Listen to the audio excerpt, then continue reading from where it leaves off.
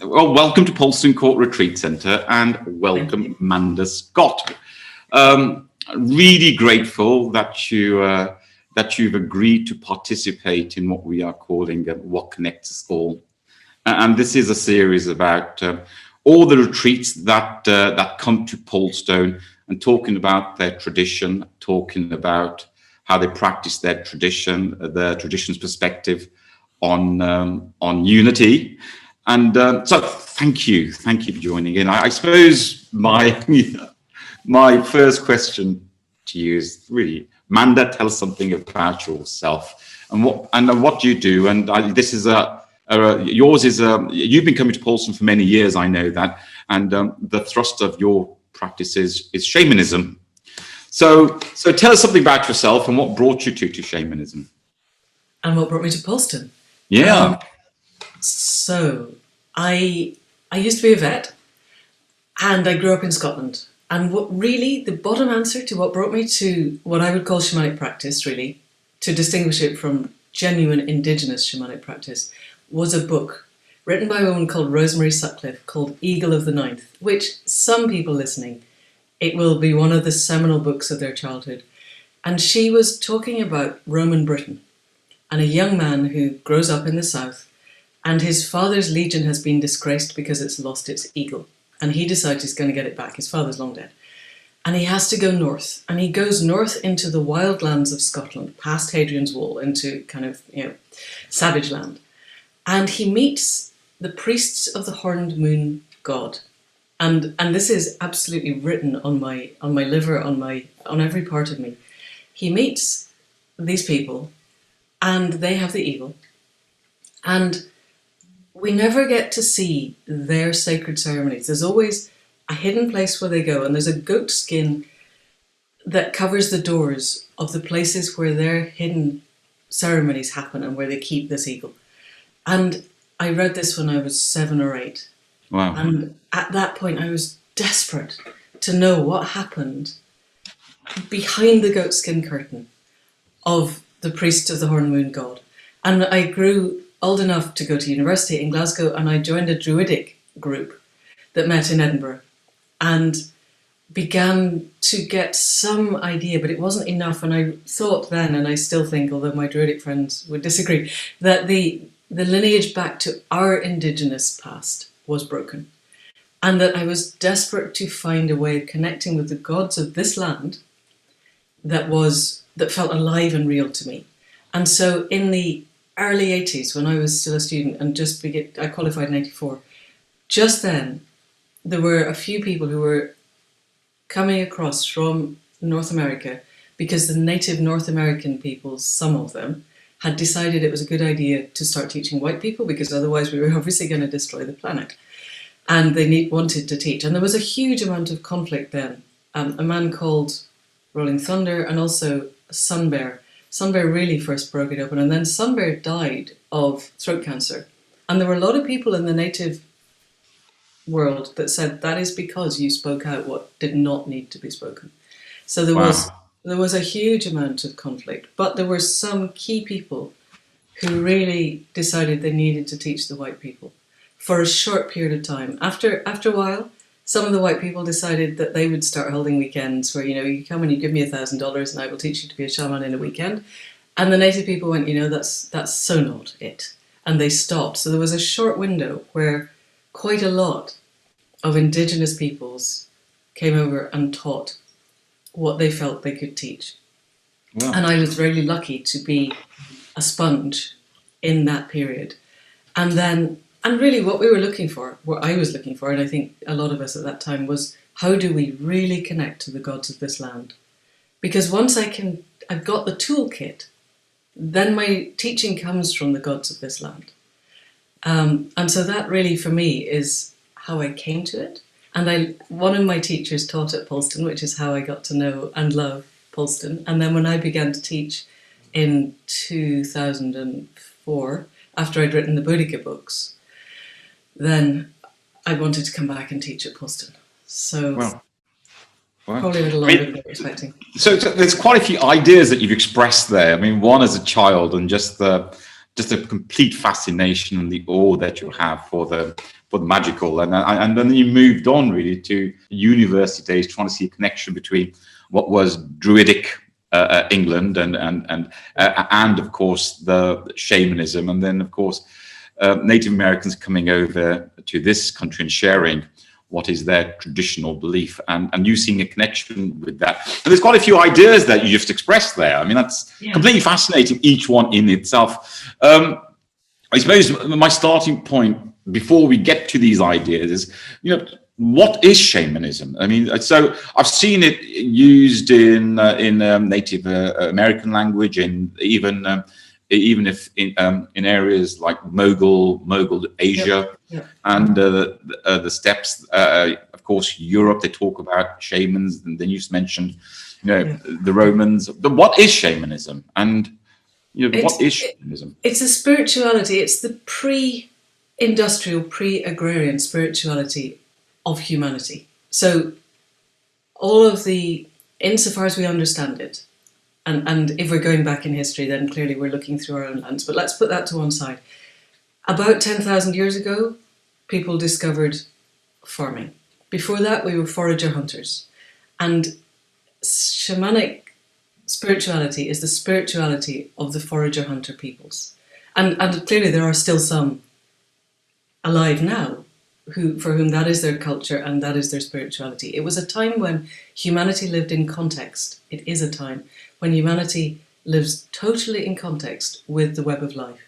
There's no separation. The separation arises, we think, from the idea that we can own land, and then we need to defend land from others. And then we begin to put others on the other side of a barrier, not just other tribes and other peoples, but other forms of consciousness and then we isolate ourselves. And so for me, shamanic practice is learning how to reconnect with the web of life at a heart level, so that I live in context, so that I can be in relationship and dialogue with the red kite, or the hill, or the tree outside the window, or the earth beneath my feet, or the mycelial net in the earth beneath my feet, or the stones that this came from Poulstone. In fact, I've worked with the stone for since the mid-80s.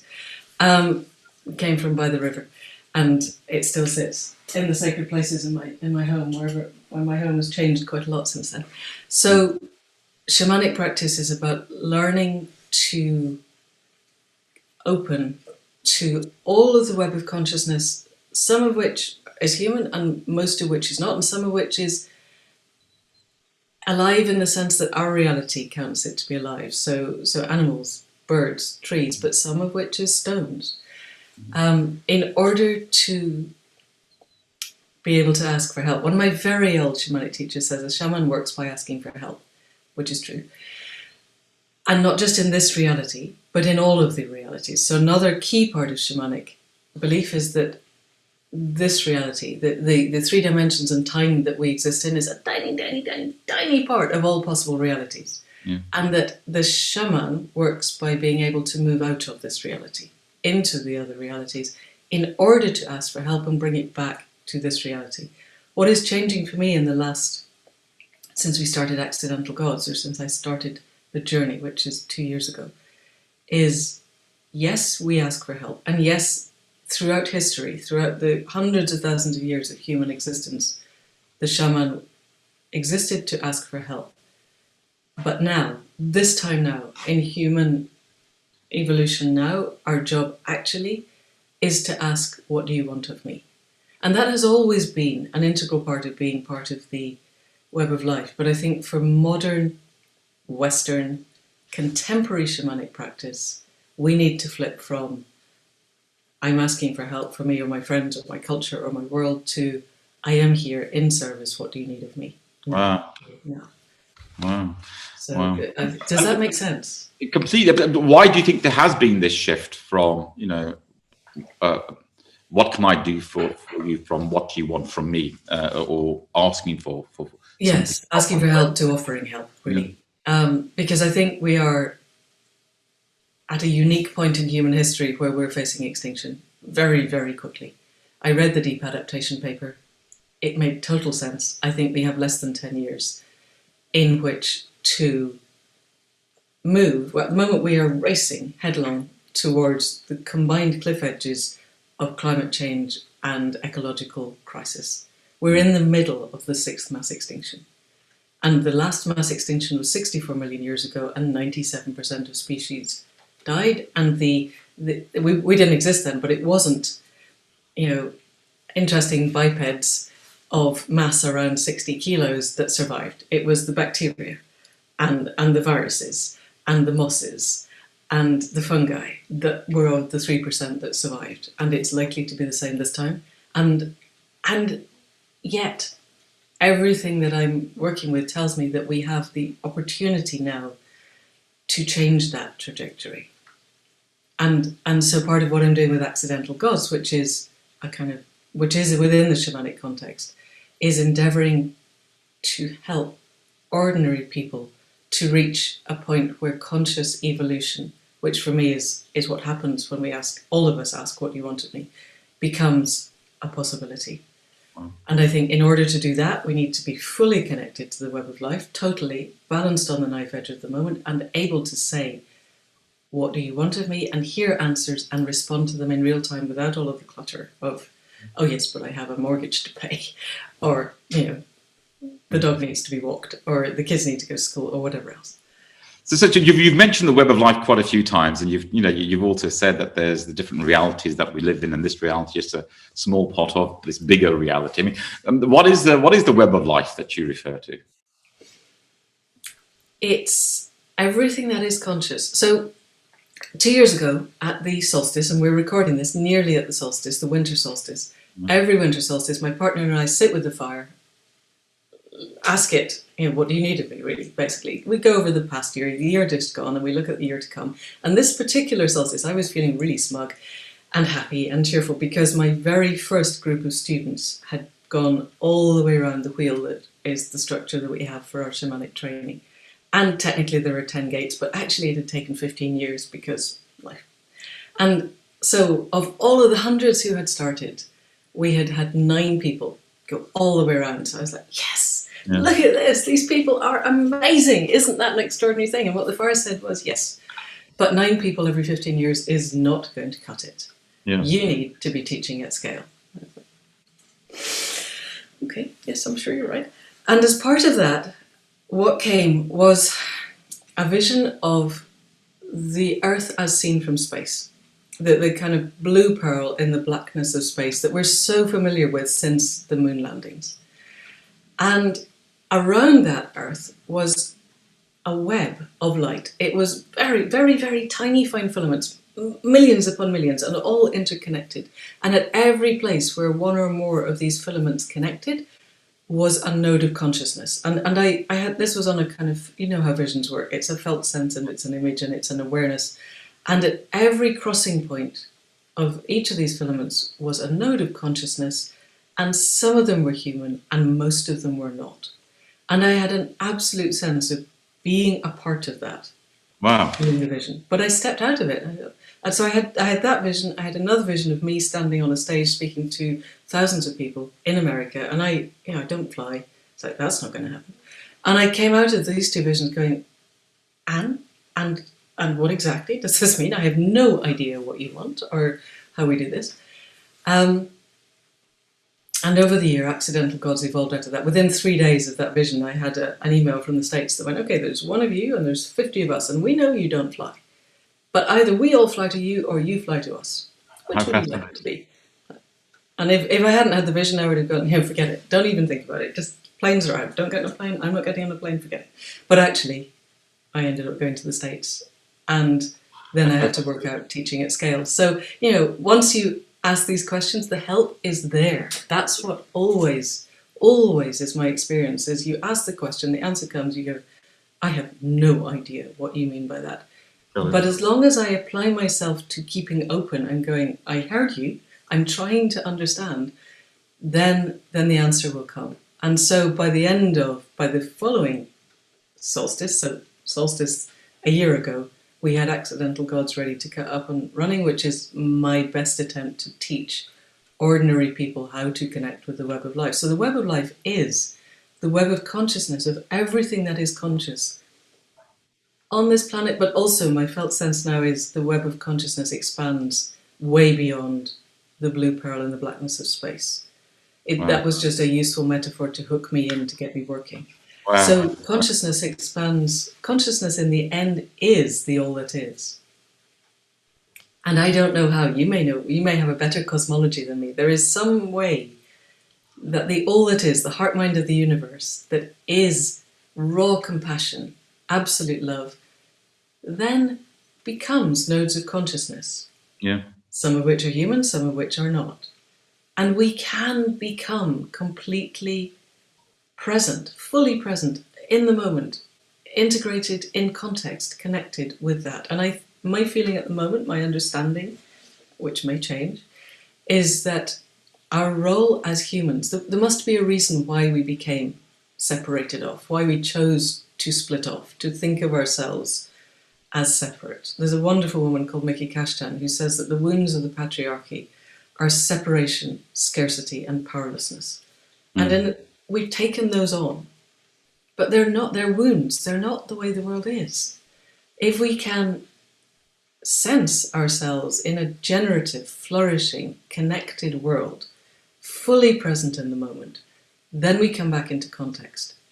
But there must be a reason why we went out of context. There must be something that we can bring now that has arisen from our contextless time, which is a tiny fraction of all the evolution of humanity. 10,000 years in the last 64 million is tiny. So what have we done in the last 10,000 that has brought us to here in a way that we can make a difference? And I don't fully know the answer to that, but it's something to do with the connectivity of the internet, our capacity now to connect across time and space right around the world in a way that human communication is our evolution. Yeah. You know, we evolved to be able to speak, we evolved language, we evolved to make little marks originally on stone or wood and then on paper, and then we evolved the printing press and we could spread our ideas in the printing press, and then we evolved the telegraph and we could send our ideas, across the world, and then we evolved the internet.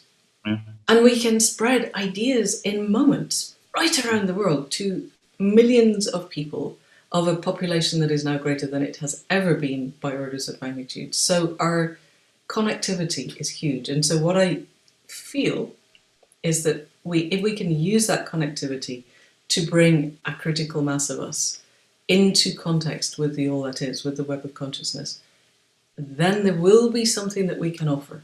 When we go, what do you want of us? The answer will be something that we can do, that only we can do, and that we can do really well.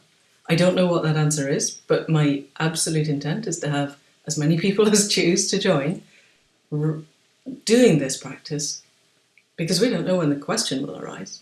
It might be now. In order that we can be the best that humanity can be. Sounds wonderful. Sounds wonderful. Okay, just give me 1 moment. Okay, editing is happening. I'm glad. There's a reason why I'm getting this noise.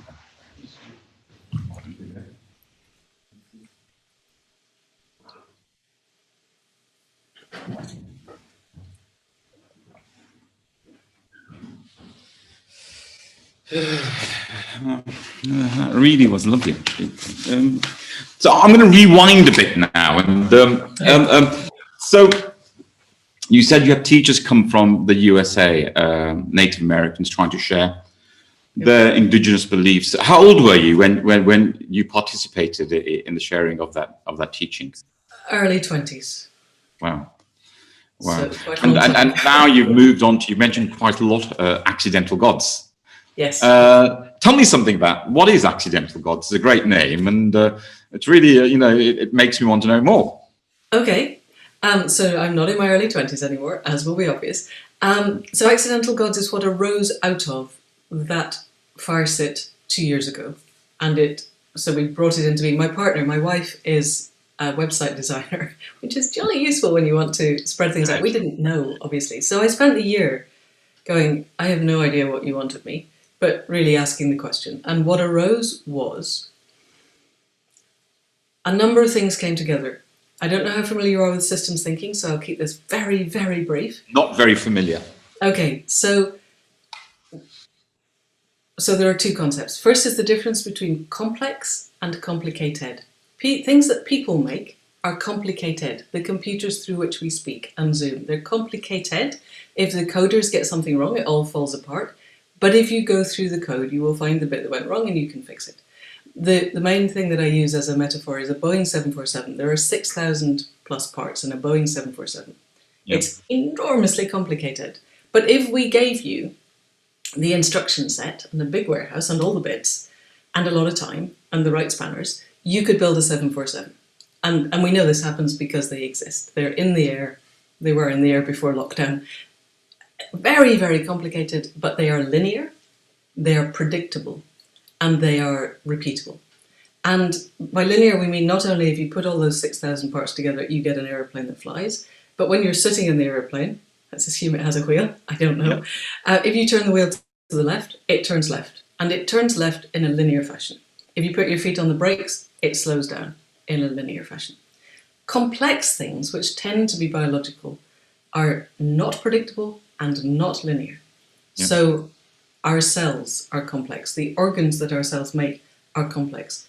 A human being is complex. A community of human beings spread around the world is hyper complex. Yep.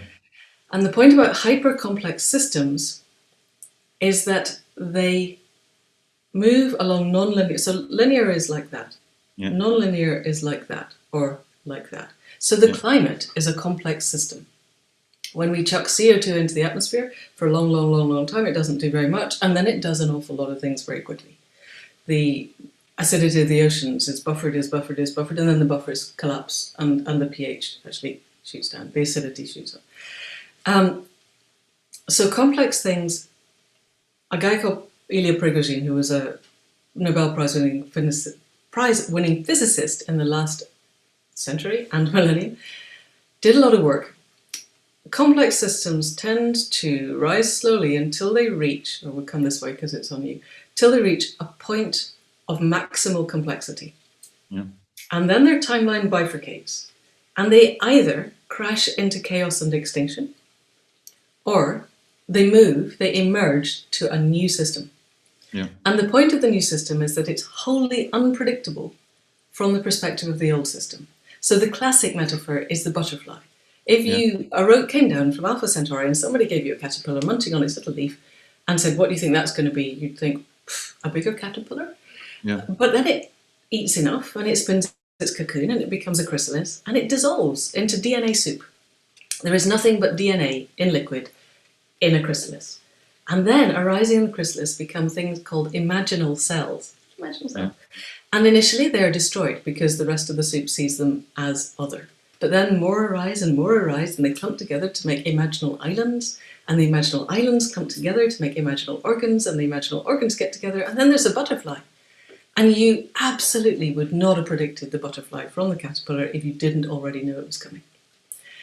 So the point about emergence from complex systems is that what emerges is wholly unpredictable from the perspective of the previous system. If you can predict it, it's not an emergence. Yeah. So hold that thought. So the next thought is that evolution happens under moments of extreme pressure. Our culture, our species is now under extreme pressure. We will not survive if we don't change what we're doing. Yeah. That is a given. And yet we haven't got time to go down the gradual iterations of DNA evolution. There's a famous evolutionist, I can't remember his name off the top of my head, who said that evolution is the process by which clouds of hydrogen gas become giraffes and rose bushes and people. And that's great, but it takes a long time. It's 64 million years since the last evolutionary crisis, the last mass extinction, and in that 64 million years we have evolved, but we haven't got another 64 million years to evolve different. We've got 10 years. It's not long enough for your kids to have kids to have kids to have kids that are different. 10 years. So if we're going to evolve, it has to be a different kind of evolution. So then conscious evolution is not my idea. It's been around since the 80s. But the idea is that we can evolve our consciousness consciously. We can consciously choose to evolve our consciousness. But then the question arises, how? And so this was partly what I got to in a whole bunch of really quite long meditations last year. What do you want? Okay, you want me to join with the web of life. How do we do this? We evolve. How do we do that? So if I got onto corners of the internet, and the ideas that they had was, we meditate a lot more. We all meditate for another 100,000 hours. First off, I don't think we have that time. Second, I think if that were going to work, it would have happened by now. Or we philosophize more. We have more big ideas. And we tell everybody the big ideas. I think, you know what? I think the big ideas are what got us to this, where we are. And also, these are very human-centered. Because the third idea is we implant nanochips in our brains and then we evolve. And anyone who thinks that's a good idea, I recommend that you listen to Sam Harris's TED Talk on AI, and you will not have that idea when you finish listening to that. So these are all human-centric. They're all, we are people and humanity is going to have the answers. And what arises out of my shamanic practice is, that's not my job. It is not my job to have the answers. It's my job to ask of the web of life, what do you need of me? It has the answers. I just need to get in a space where I can hear them. And so Accidental Gods is about helping people, who some of whom have never meditated in their lives, get to a point where they can hear the answers. En masse. I think we need a critical mass. I have no idea what that critical mass is. Gurdjieff said it only took 200 fully enlightened people to transform the planet, but I don't know how he got to 200, and I don't know what fully enlightened means, and I don't know what transforming the planet meant to him. So I think we probably need a bit more than 200, but who knows. So Accidental Gods is predicated on, there are 4 things that we need to do. We need to reconnect with the web of life. So we've created a whole suite of, if you put your earbuds in, listen to this meditation today and that meditation tomorrow and that meditation the next day, after a period of time, we're connecting to the elements, to water, to fire, to earth, to air. At the same time, we need to grow into coherence with ourselves. We need to bring body, mind, heart, mind, head, mind into coherence such that all of us, all parts of us, are aiming the same direction. We need to get over our stuff, basically. One of the first things I was told when I started this by whatever we like to think gives us the answers was, there is no time for your stuff anymore. Just get over yourself. And that's for me, and I realise for some people getting over themselves takes a lot more. But I have learned in the last couple of years that at the points when I get triggered and I'm in the, you can't seriously mean you said that, the world doesn't have time for me to do that. Really, really not. Just come back to the present moment, come back to connection, come back to whatever really matters to me. Reawaken into connection, grow into coherence in order to be able to ask the questions that matter and hear answers that are authentic, grounded, constructive, clear, coherent. Because there's no point, and this is part of what 20 years of teaching shamanic practice has taught me, people ask questions and they hear the answers that they want to hear or they're afraid they're going to hear.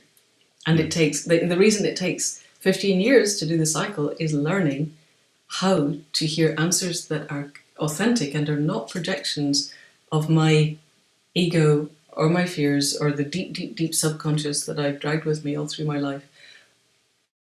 All of those things. I need to actually hear the answers that are coming in. And that takes a lot of practice. And then, having got to that, the final step is letting go. That was the thing that took me from August to December of 2018 was I need to be able to step out into a place where I am not hampered by my own belief systems.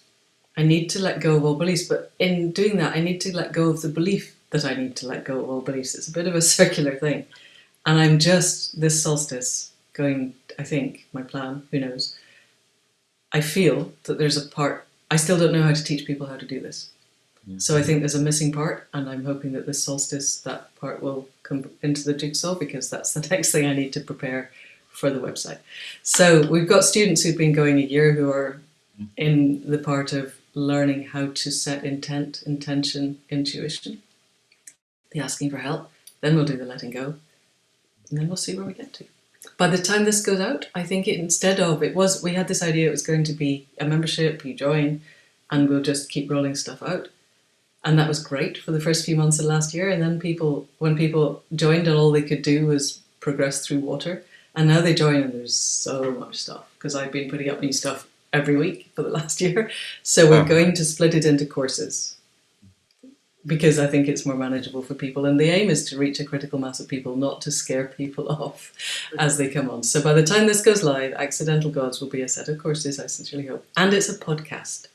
So that, because we're trying to bring people who are already making the changes to the world in ways that you can just have a listen to a conversation, me and somebody, and hear the things that are possible. Because if we can provide a roadmap to where we need to be and a template of what that looks like, then we can get there. Sorry, it was a bit long-winded. No, it's great. I mean, really is fascinating stuff. And I just can't help but see the commonality of what you just said there with everything that you do. Yeah, yes. Exactly. So how does this teaching relate to the all that you experienced as an 8-year-old reading this book, to really the teachings of the indigenous Native Americans who came over to share their teaching with you in your early 20s? How does this teaching relate to that awe and the tradition that was shared with you? It arises directly from it. So I live on the side of a hill. I go up the hill every morning and I do my morning ceremony, and I ask, what do you want of me? Of the hill, the red kite, the trees, the rocks, the river. And that is what those teachers have taught me. It's what I would have learned if I had been able to step behind the curtain when I was 8. It's how do you listen to the gods and the guides and the spirits of the land in order to be in context, to be a part of that integral web. That is what shamanic practice is. It's what indigenous peoples know as a matter of course. And it's what we somehow have stepped away from. And so all of my spiritual life, all of my life really has been finding ways to make that heart connection with the things that are real more open. Got it. That's great. And so we talk about connection, and now we're connecting through this media platform. Yes. And you talk about air, water, fire, earth, water, fire, air, space. You talk about these elements, and now we're speaking through this digital platform where we seem to be devoid of these elements. How does this fit in with the indigenous teaching? Of course, you talk about reaching a critical mass of people. Maybe this is the way to do it, but still, it seems to be devoid of the heart of the teachings you were talking about. Being in touch with nature. Yeah. And I think if all we did was face a screen, that would be true. But so I come back to a really interesting guy, Jamie. It was either Jamie Weil or Jamie Greenhall. They get a bit confused. They're both really, really at the cutting edge of thinking in the generation slightly coming up after us, along with Daniel Schmachtenberger. And the three of them are looking very closely at what they call SOCIs, self-organizing connectivity interfaces. And this time last year, they did a study on connectivity in humanity, and they crunched the numbers and reckoned that humanity was an order of magnitude more connected than it had ever been. This time last year. And I don't know about you, but when lockdown happened, my connectivity online, this time last year, I knew what Zoom was, and I maybe used it once every 2 or 3 months. Yeah. I now have 3 or 4 Zoom calls a day. Yeah. And at the height of lockdown, there were more than that.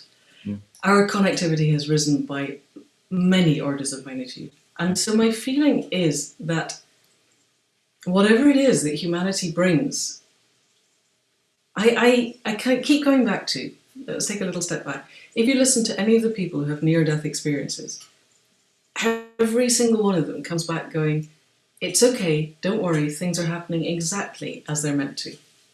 And a part of me thinks, how can that possibly be? There are barrel bombs being dropped on the Yemen.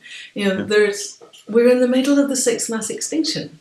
We've lost 70% of the insect species. hedgehogs are nearly extinct. How can that possibly be the case? And yet, if I take that on board, with all of the bits of me that go, no, it can't be true. If it is the case that the world is as it's meant to be, there has to be a reason that we have got to where we've got to.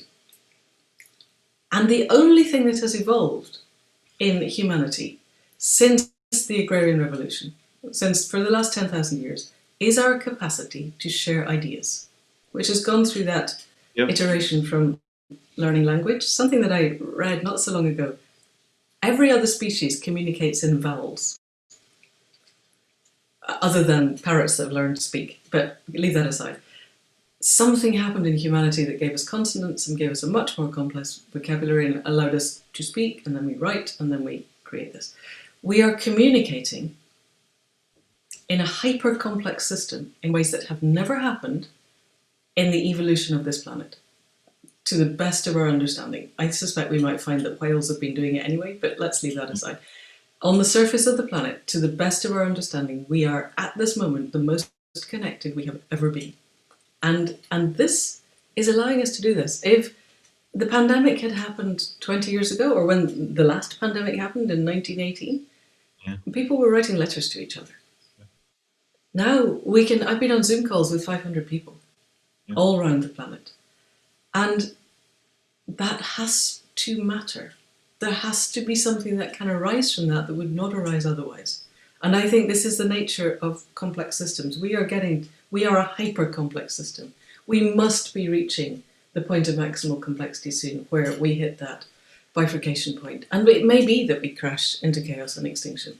It's not hard to imagine that as the case if we look around the world, but I don't find it useful to project that emotional state out. I would rather put everything that I have into seeing that when that split point happens, we emerge to a new system. And I think that the ability that Zoom, it's extraordinary, allows us to talk in real time around the world to large numbers of people. And let's use it. But let's not forget that what matters is going outside the window and connecting to the rain and the earth and the sun and the moon and everything that is in the web of life. It's not just about staring through the screen. Does that make sense? Does it answer? Yeah, it seems in a very simplistic way what you're saying. That's what I get, is that we can use this to communicate, but it's the ideas that we communicate which are important. And if these ideas, especially these lovely ideas I shared, then it's that which will change everything, hopefully, for the better. And that's what I get from that message. And again, beautiful. Brilliant, Raj. So much better than I said. I suppose. Oh, my internet connection isn't stable. Let's see where we go. We are in Poulstone, and of course we weren't using internet until quite recent. So we've had to this changing environment. I suppose my final question to Manda Scott, and really it's been a fascinating conversation with you, and it almost seems as if you've taken what is a very ancient, maybe one of the oldest ancient traditions that are out there, on this planet, and you've given it real relevance to what's happening now. And then I see that, just in what you say completely, and what Accidental Gods is all about, and your concern for the planet. I completely see that. From your standpoint, from your teaching, what is your message for unity? And it's something that Poulstone really wants to promote, this idea of unity. From your teaching, what is your message for unity? For everyone, insofar as they are able, to connect with their heart space and open it to the web of life in a way that is heartfelt. And I find my practice, the practice that works best for me, is to have gratitude, to have a real, grounded, heart exploding so that my heart feels like it's breaking out of my chest, gratitude for every moment of every day. If we can do that, I think that when we hit that moment of maximal complexity, then we have a possibility of evolving into something that we absolutely can't predict. But that if it's predicated on gratitude and compassion for ourselves, each other, and the web of life, it will be glorious. So that would be it. Thank you. Thank you. Scott. Thank you for the space to talk. No, thank you, and can't wait for your next visit to Poulstone with Accidental Gods, your teachings. Yes. Look forward to hosting you and greeting you, and really thank you for taking part in what connects us all. Thank you for inviting me. I so look forward to hearing what everybody else has to say. That'll be great. Thank you so much. Cut. Thank you, man. That was lovely. I mean, that really was. I mean, it was really engaging. I hope the questions I asked, deserve the answers that you gave, but really fascinating stuff. What you're doing, really fascinating. Thank you. It's just the modern spin of it all. I've always thought shaman work was quite ancient, but there is this modern. It's not ancient. It's still relevant. And I think that's what clearly has come through. Yeah. Well, for me it is. Otherwise, there's no point in living in the past. We have to live in the present. So yeah, it's thank you. Thank you. No. And it is. Aldous Huxley was right. That perennial philosophy. Everybody is going in the same direction. Yeah. We just, and the more we can join with each other as we go, the better. Are you guys doing anything for the solstice? No, apart from I'm doing a personal practice in the family. It started and it goes to the 21st actually. I have been told, and I haven't checked this up, that the Australian Aboriginals, so the shamans of their land, have a prophecy that this solstice, which obviously is the summer solstice for them, but solstice 2020, is a point where if enough people are gathered and giving absolute raw, grounded compassion, love into the earth at the point of the solstice, there is a gate that will open. And who knows, this may be bollocks, but I think it doesn't hurt to try, hey? They might be right. So I'm just telling everybody that this is the case. It's 10:02 on Monday morning is the actual time of the solstice. Okay. So we're going to be all gathered either at home or your land is just sacred, all of it, under the big tree for an hour leading up to 10 o'clock on Monday morning.